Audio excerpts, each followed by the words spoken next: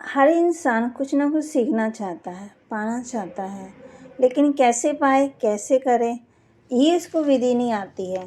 तो राजयोग द्वारा कुछ सूक्ष्म शक्तियों को हम प्राप्त कर सकते हैं। जो हमारे अंदर कमियां हैं, कमजोरियां हैं, जिसको हम छोड़ना चाहते हैं, छोड़ नहीं पाते हैं, तो उसकी विधि। महसूसता की शक्ति हर क्षण हमारे लिए अनमोल होता है। माना हर पल जब हम अपनी कमी कमजोरी को महसूस करते हैं, क्योंकि उस क्षण हम उसको निकालने का संकल्प करते हैं। स्वयं के अलावा आत्मा की कमी कमजोरी, उसकी पर्वस्थिति को महसूस कर उसके प्रति भी दया भावना का संकल्प करते हैं। स्वयं के साथ साथ उसके संस्कार परिवर्तन के लिए भी परमात्मा से साकाश प्राप्त कर आत्मा तक पहुंचाते हैं। तो दूसरा, परिवर्तन शक्ति। महसूसता के कारण परिवर्तन शक्ति स्वतः ही काम करती है। परमात्मा प्रतिदिन हमें मुरली के द्वारा अनेक इशारे देते हैं, और किस मुरली की कौन सी शिक्षा मेरे परिवर्तन में मदद करेगी पता नहीं। जिंदगी में किसी भी क्षण माना पल परिवर्तन आ सकता है। तो अर्जुन की तरह हर इशारे का अर्जित माना आवश्यक है। फिर है मनन शक्ति। ज्ञान मुरली की गहराइयों में जाना ही मनन शक्ति है। परमात्मा की प्रतिदिन शिक्षा पर अपनी बुद्धि को माना एकाग्र करना, उसकी राज को जानकर उनके फायदे पा सकते हैं। तो फिर है एकाग्रता शक्ति। तो जब हम परमात्मा को याद करते हैं तो हमारे अंदर एकाग्रता की शक्ति आती है। एकानामी अर्थात एक शिव बाबा का स्मरण हमें एकाग्रचित बनाता है।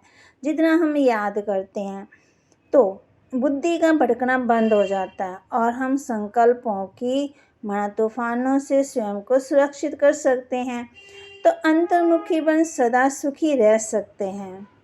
सत्यता की शक्ति। सत्य बाप के बच्चे कभी भी सत्य का दामन छोड़ नहीं सकते, क्योंकि सत्य को माना उसकी आवश्यकता नहीं है सिद्ध करने की। सच्चा इंसान स्वयं से परमपिता परमात्मा से वह अपने लौकिक अलौकिक परिवार के साथ सदा सच्चा रहता है। तो सच्चे को कभी आँच नहीं आती। सच्चा जो इंसान होता है कभी घबराता नहीं है, वो निर्भय रहता है, और सच्चा कभी भी मुख छुपाता नहीं, वो कभी झूठ नहीं बोलता है। तो जब हम आत्मा उस परमात्मा को याद करते हैं तो फिर हमारे अंदर दूसरी शक्ति आती है, निर्भयता की, निडरता की शक्ति। जहाँ सत्यता है वहाँ निर्भरता स्वतः ही आ जाती है, क्योंकि सांच को आँच नहीं। जहाँ कोई आँच या मुश्किल नहीं, वहाँ ही निर्भयता रहती है। राजयोग हमें हर परिस्थिति में निर्भय रहने की प्रेरणा देता है। तो फिर आती है क्षमा की शक्ति।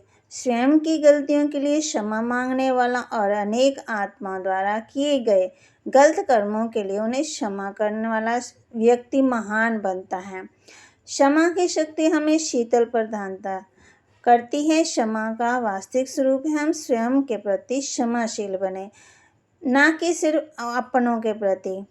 तो जैसे हमारे अंदर क्षमा की शक्ति आई, फिर उसके बाद आती है शीतलता की शक्ति।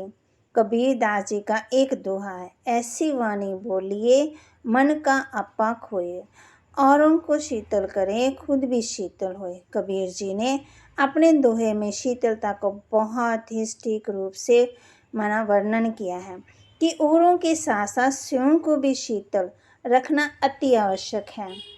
परमात्मा पिता भी शीतलता के सागर, उनकी छत्र छाया की शीतल किरणें विकार, लगाव और पश्चाताप की अग्नि और अंश शायद शीतल कर सकती हैं। अंश से भी वंश पैदा होता है।